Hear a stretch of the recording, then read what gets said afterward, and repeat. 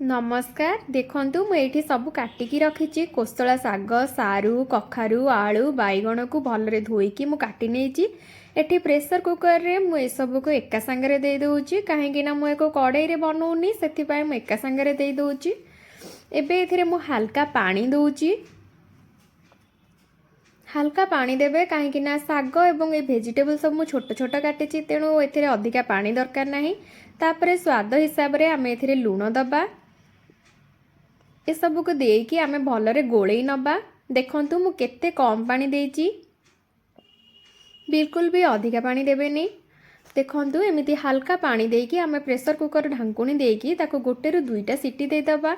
जेहेतु मो pressure cooker रे बहुत जल्दी सीटी आसी थाए सेथि पय मु दुईटा सीटी देइछि एवं सबु गैस आपे आपे गला परे आमे तार घोड़नी खोलिकी देखिबा।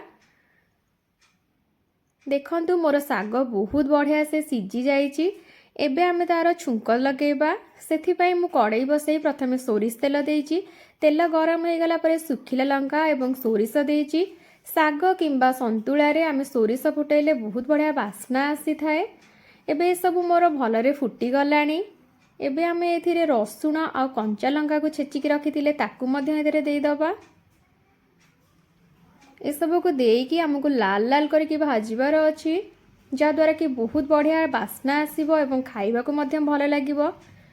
मु एथिरे बिरी चाउल को भाजिकी गुंड करके दउछि। के एथिरे चूड़ा गुंड मध्य दियंती किंतु मते सागरे सब बेले बिरी चाउलर गुंड देले भल लागे। तो देखंतु एबे मोर ए सब भलरे भाजी हेई आसिलानी। एबे आमे जो साग को सिझे के रखिथिले ताकू एथिरे दे दबा।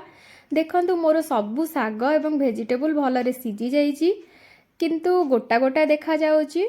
आमे एबे याकू सबु ए चामच रो डंकी सहायता रे एमिति चापी नबा जद्वारा कि साग एवं सब वेजिटेबल हमर भलरे मिसी जिवो। सारू आलू कखारू आमे जहाँ भी सब पकेइछे ता सब भलरे मिसी जिवो। एबे आमे एथिरे बिरी चाउलर गुंड हल्का हल्का देके गोळेबा।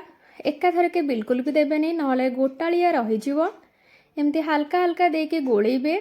जदि आपनको लागिबो कि आउ टिके गुंड दरकार ताहले आउ टिके मध्य देबे। मु जेमिति करूछि आपन ठीक सही परि करिवे। बिरी चाउल को हल्का भाजिकी ताकू ठंडा करिकी गुंड करिकी साग बनेबे। देखिबे बहुत बढ़िया लागिबो। देखंतु एबे मोर साग बनिकी रेडी हेई गलानी। मोर एतिकी गुंड रे साग हेई गला एवं सब बहुत बढ़िया से सिझी जाइछि।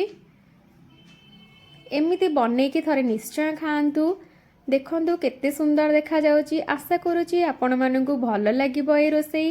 केमिति लागिला आपण मते कमेंट करिकि निश्चय जणेबे एवं मो चैनल को सब्सक्राइब करिवे। आशा करूछि आपण माननकु ए रेसिपी भल लागिला। रहिली नमस्कार।